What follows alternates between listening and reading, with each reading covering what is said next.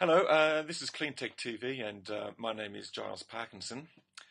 Joining us today is Peter Castellas, the Managing Director of Cleantech AustralAsia.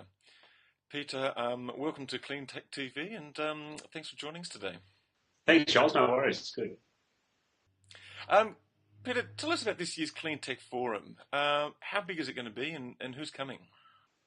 Well, the forum is the sixth year that it's been run. It's the major Cleantech Finance and Investment Forum in the Asia Pacific. Over the last 6 years, we've been conscious to engage with key players from the finance sector, from the policy-making community, being government, from the technology entrepreneurs, the project developers, and also importantly the community at large who are buyers of the goods and services. So again, we're pretty comfortable that we've actually got a good mix of the key stakeholders required to create a viable sort of ecosystem of players that can help stimulate the market.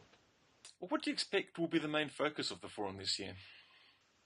This year there's been a lot of talk clearly about government policy in terms of climate policy and renewable energy legislation, but I think the main thing that I think is coming through is where are the deals, where are the projects, what are we actually can invest in, what is actually going to actually be delivered on the ground.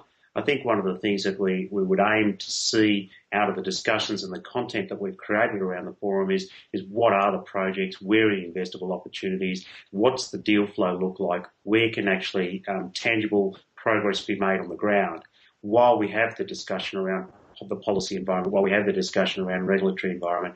The main thing I would hope is the key commercial interaction that will take place at the forum. So, what do you think will be the main drivers for the cleantech industry in the coming year or the coming years? Do you think it's going to be domestic policy, or do you think it's going to be international developments? I think when you look at sort of the debate in Australia around something like the carbon pollution reduction scheme, I think it's important to recognise that in the world of solutions to climate change, technologies can be developed anywhere in the world, deployed anywhere in the world, merged and acquired anywhere in the world. And Australia's policy environment is only one of 50 different policy mechanisms around the world that are actually in play at the moment in terms of development and creating a market for investors and developers of the technology. So I think the focus in Australia is quite disproportionate on the regulatory environment in Australia. I think when we're talking about clean tech deployment and accelerated deployment globally, it is much more around international environments and sort of policy regimes, but importantly, I think even more so than the policy regime, is the pure fundamentals of the market. What is the efficiency and the cost of the technology? How much, where is the market for it? How do you access the market? How do you build business relationships with parties overseas where those technologies can be deployed? How do you bring those technologies through the commercialisation to be able to scale them? A lot of that involves direct private sector influence, irrespective of what the emerging policy environment will be. So I think most of the players in Australia in clean tech who are going to be successful on a global stage will think global and act global.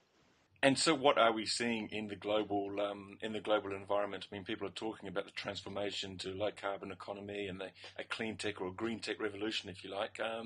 You seeing strong evidence of that? I mean, do you think it's something that is inevitable?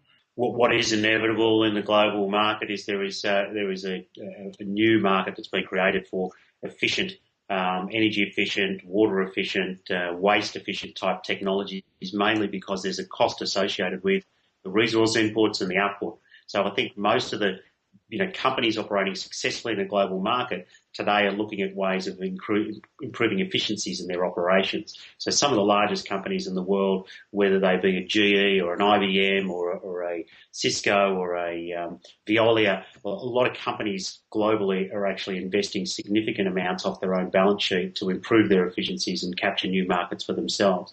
So I think what we're seeing play out is sort of a globalisation of the clean tech play, but it's actually being carried out not so much by small entrepreneurial companies, but by larger companies who are merging and acquiring smaller technologies or smaller companies who are integrating within their own supply chain different efficiency processes, and actually that's driving a lot of the clean tech market. Peter, good luck with the Cleantech Forum, and thank you very much for joining us today. Nice talking to you, Giles. Cheers.